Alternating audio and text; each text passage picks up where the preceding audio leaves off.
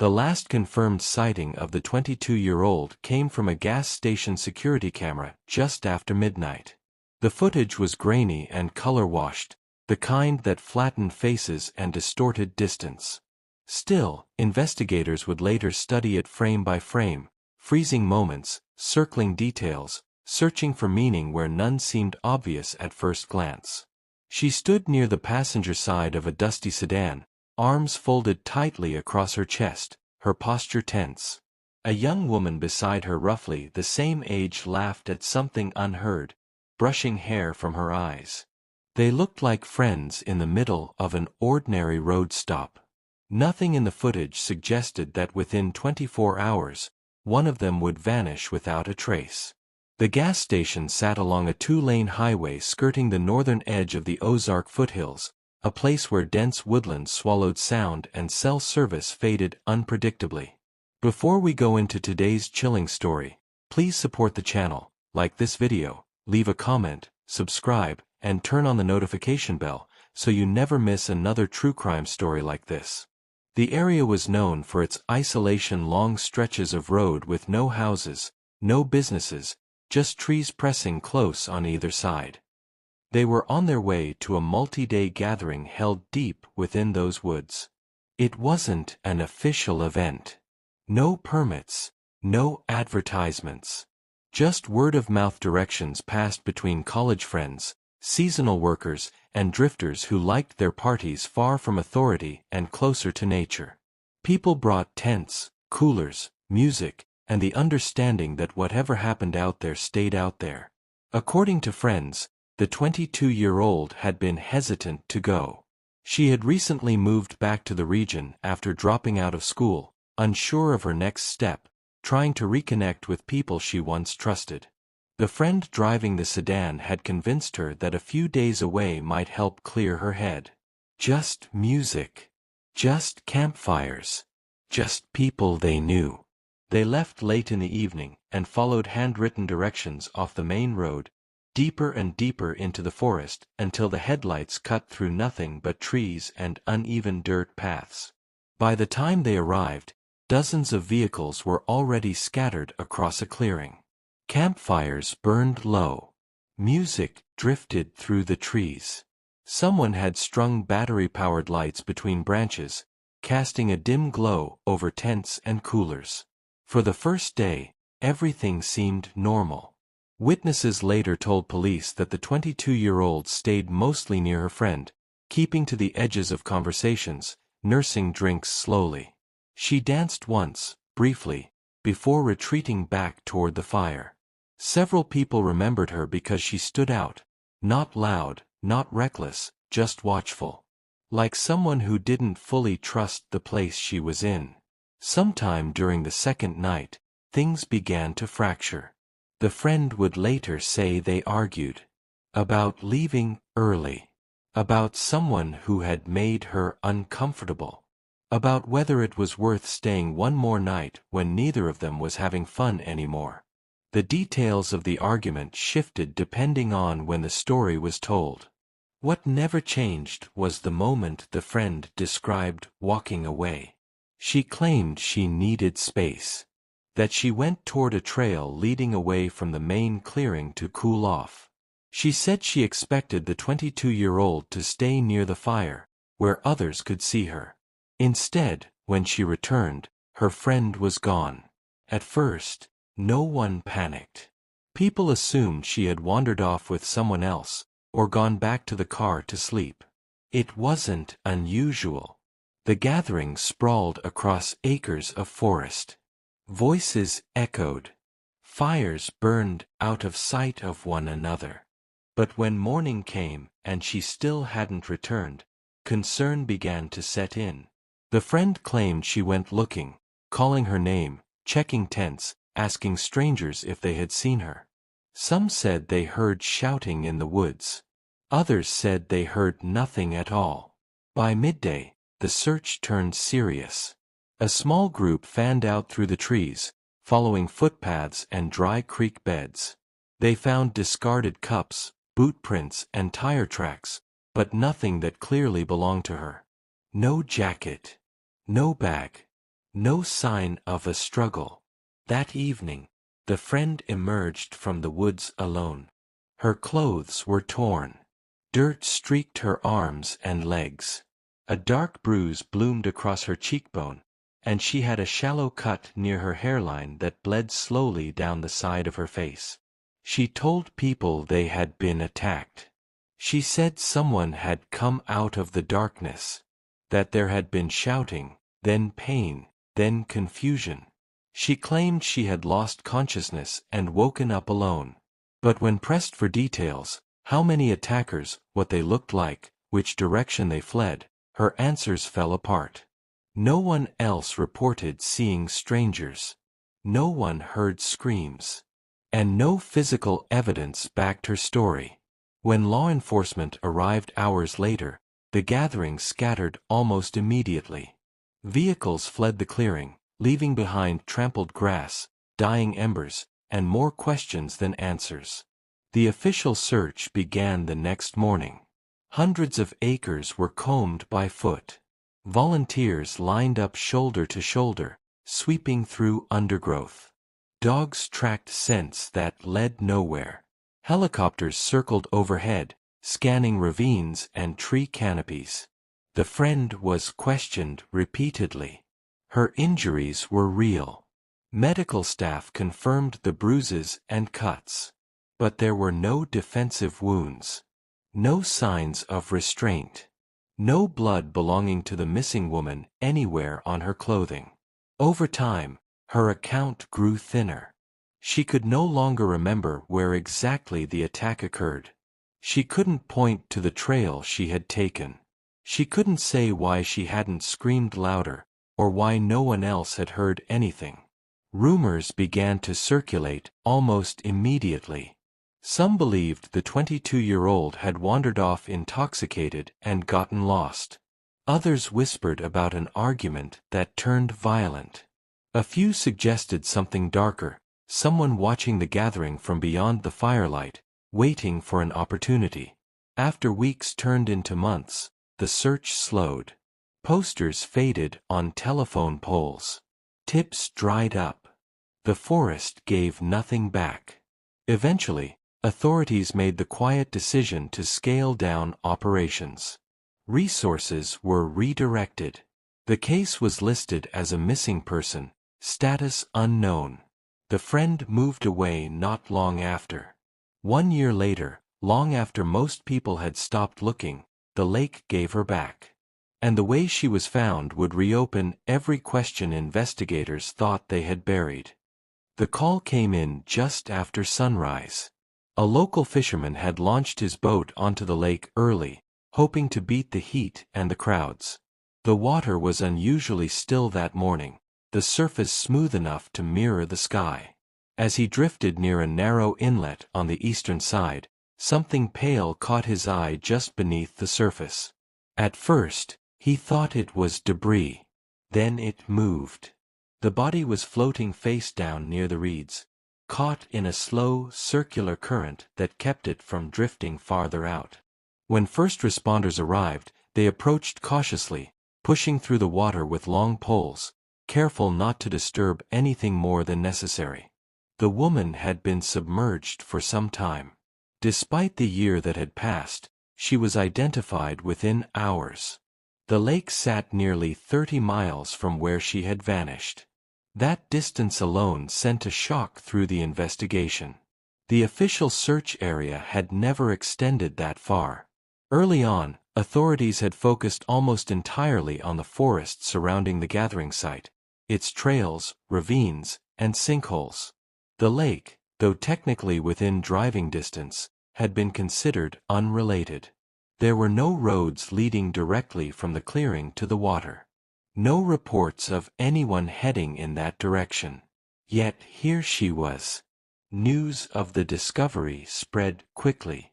Reporters descended on the quiet lakeside town, cameras lining the docks, helicopters buzzing overhead. For many who had followed the disappearance, the body's recovery brought a grim sense of closure. For investigators, it reopened a case that had gone cold far too quickly. The autopsy results raised more questions than they answered. The medical examiner confirmed drowning as the cause of death, but noted inconsistencies. There were no significant injuries consistent with an accidental fall into the water. No broken bones. No trauma that suggested she had stumbled in while disoriented.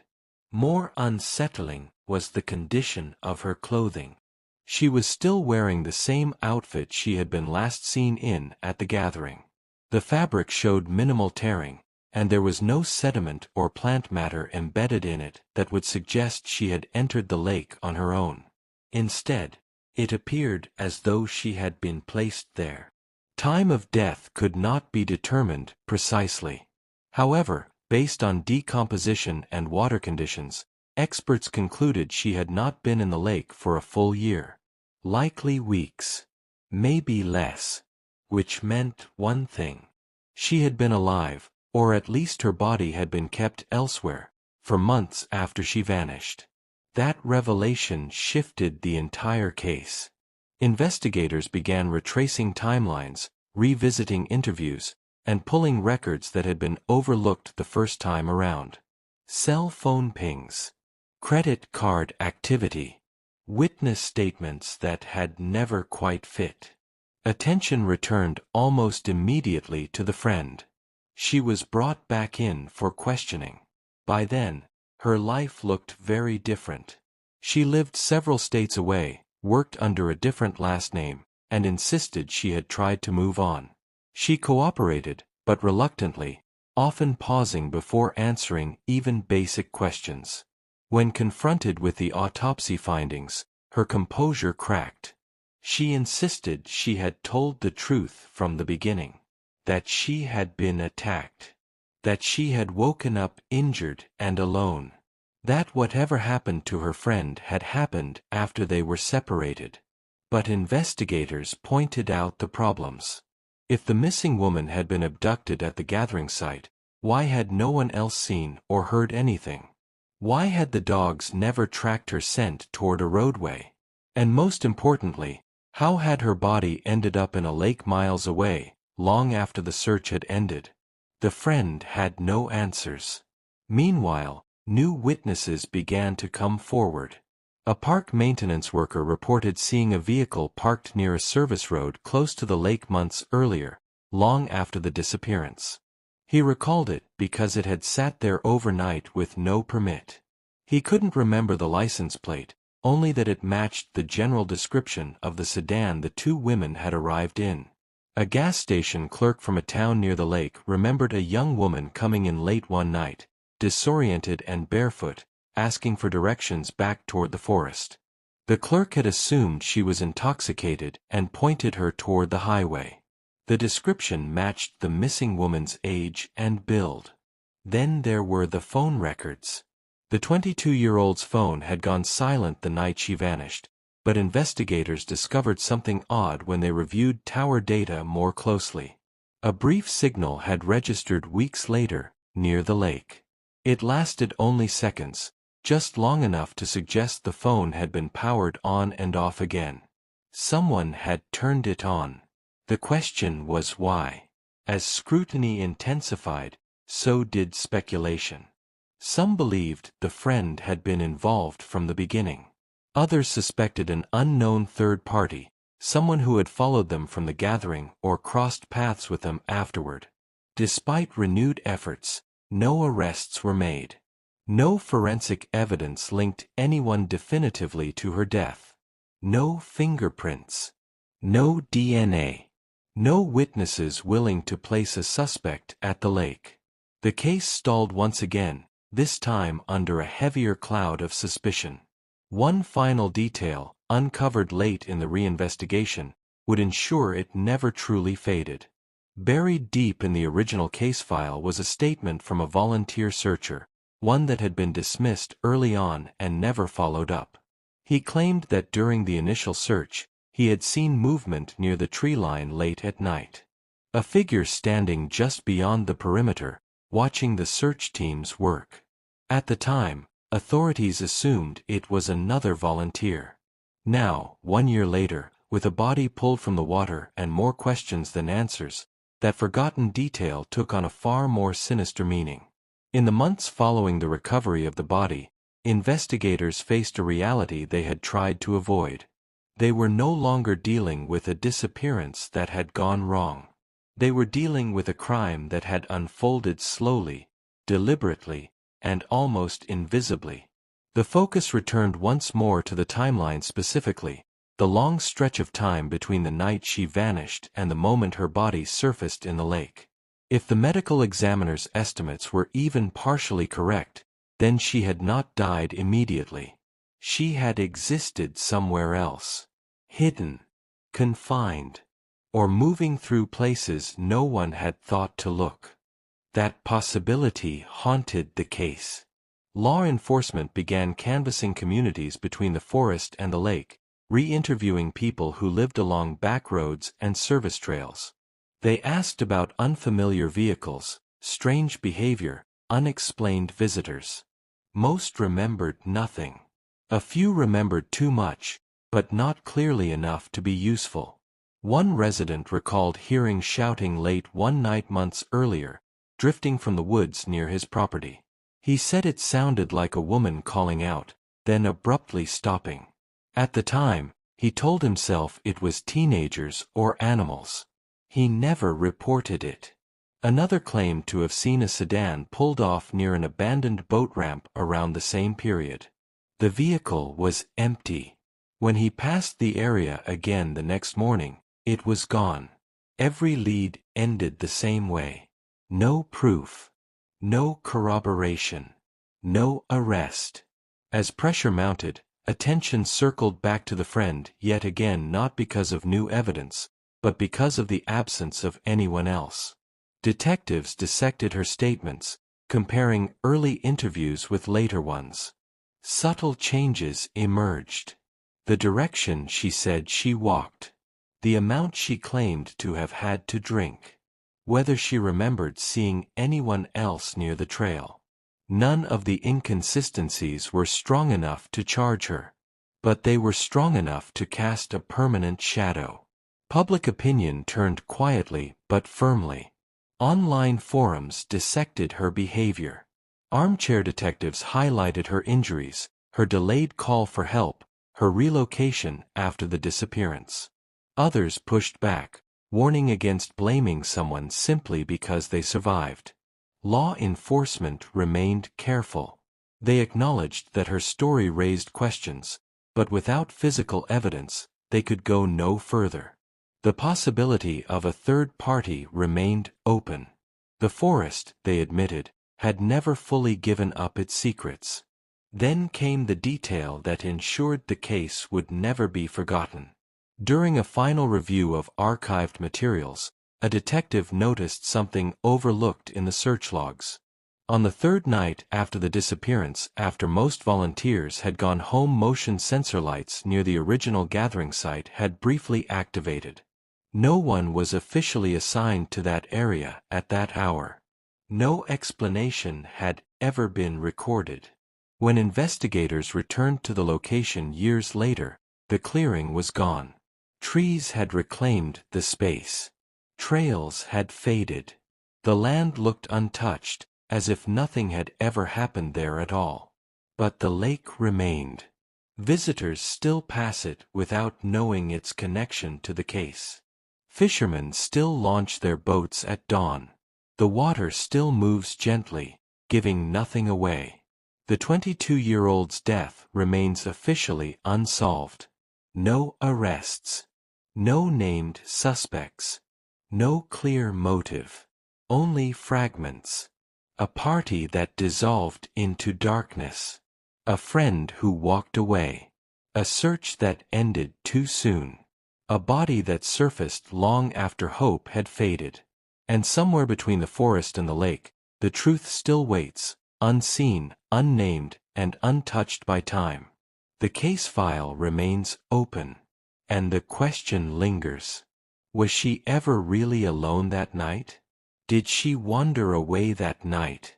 Or was someone involved from the very beginning? Was the truth buried in the forest? Or did it follow her all the way to the lake? To this day, no one has been charged. No suspect has ever been named. And the answers remain just out of reach. I want to know what you think happened. Share your theory in the comments, because sometimes the details others overlook make all the difference. And if stories like this matter to you, stories that deserve to be remembered, please support the channel by liking, subscribing, and turning on notifications. Every interaction helps keep these stories alive.